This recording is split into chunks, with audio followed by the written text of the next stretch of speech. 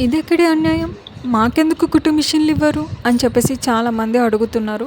BC వాళ్ళకి ఎలా ఇస్తారు అనేది నేను క్లియర్గా ఇక్కడ చెప్తాను. రాష్ట్రంలోని బీసీ మహిళల ఆర్థిక సాధికారతే లక్ష్యంగా రాష్ట్ర ప్రభుత్వం మరో కీలక సంక్షేమ పథకానికైతే శ్రీకారం చుట్టిందండి. నియోజకవర్గానికి 1000 కుట్టు మిషన్లు అని చెప్పేసి ఈ మధ్య న్యూస్ పేపర్లో అండ్ యూట్యూబ్లో అందరు చూస్తూనే ఉన్నారు. అసలు ఇప్పుడు ఏంటి అని అంటే ఇది ఎస్సీ ఎస్టీ ఇంకా వేరే దేనికి కూడా కాదండి, ఓన్లీ బీసీ వాళ్ళకి. ఇక్కడ మీరు అప్లికేషన్ ఫిల్ చేసేటప్పుడు ఏమవుతుందంటే మీ క్యాస్ట్ సర్టిఫికేట్ అనేది పెట్టమని చెప్తున్నారు. ఆ క్యాస్ట్ సర్టిఫికేట్ పైన ఉన్న నెంబర్ కొట్టగానే అక్కడ బీసీబీ లేకపోతే బీసీడీ అనేది పద్మశాలి అనేది క్లియర్గా కనిపిస్తుంది. అంటే బీసీ వాళ్ళ కులంకి సంబంధించింది క్లియర్గా అక్కడ మెన్షన్ అవుతుంది. అలాగే రేషన్ కార్డ్ అయినా ఆధార్ కార్డ్ నెంబర్ కొట్టగానే అందులో డీటెయిల్స్ అయితే ఫిల్ అయిపోతున్నాయి. స్వయం ఉపాధి ద్వారా 1000 ఆటోమేటిక్ కుట్టు మిషన్ల చొప్పున అర్హులైన మహిళలకి ఉచితంగా అందజేస్తామని చెప్పి మాట్లాడుతున్నారు. సాధారణ కుట్టు మిషన్లకి భిన్నంగా మహిళల శ్రమ తగ్గేలా వేగంగా పని చేసుకునేలా అధునాతన ఆటోమేటిక్ మిషన్లను అయితే ప్రభుత్వం ఇస్తానని చెప్పి మాట్లాడుతుంది. ఈ పథకం ద్వారా వేలాది మంది బీసీ మహిళలు ఇళ్ల వద్ద నుంచే టైలరింగ్తో స్థిరమైన ఆదాయాన్ని పొందే అవకాశం లభిస్తుంది.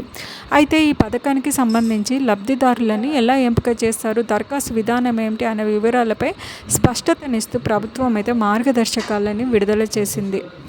అదేవిధంగా లబ్ధిదారులకి ఉండాల్సిన వయోపరిమితి, కుటుంబ వార్షిక ఆదాయ పరిమితి, కుల ఆదాయ ధృవీకరణ పత్రాల అవసరం వంటి అంశాలని మంత్రి పొన్నం ప్రభాకర్ అయితే ప్రకటించారండి. ఆన్లైన్ మీ సేవా కేంద్రాల ద్వారా దరఖాస్తులు స్వీకరించే ప్రక్రియనైతే వెల్లడించారు. ఈ ఆగస్టు 15 నుంచి సెప్టెంబర్ 15 వరకు ఎవరైతే బీసీబీ అండ్ పద్మశాలీసు ఇంకా బీసీలో ఉన్నారో ప్రతి ఒక్కరు అప్లై చేసుకోవచ్చు. ఎస్సీ ఎస్టీ వాళ్ళకి సపరేట్గా మళ్ళీ పెడతామని చెప్పి మాట్లాడుతున్నారు.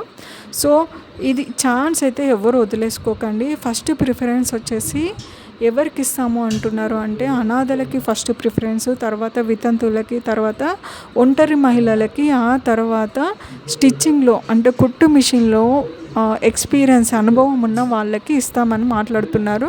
అలాగే ఇది అంత ఈజీ ప్రాసెస్ అయితే కాదు. ఖచ్చితంగా మళ్ళీ వాళ్ళు వచ్చి చెక్ చేసుకుంటాము, ప్రతి ఇంటికి వచ్చి మాట్లాడతాము, అది నిజమేనా కాదా వీళ్ళు పెట్టింది అప్లికేషన్స్ అని చెప్పి చెప్తున్నారు. చూద్దాం ఎవరెవరికి వస్తుంది అనేది.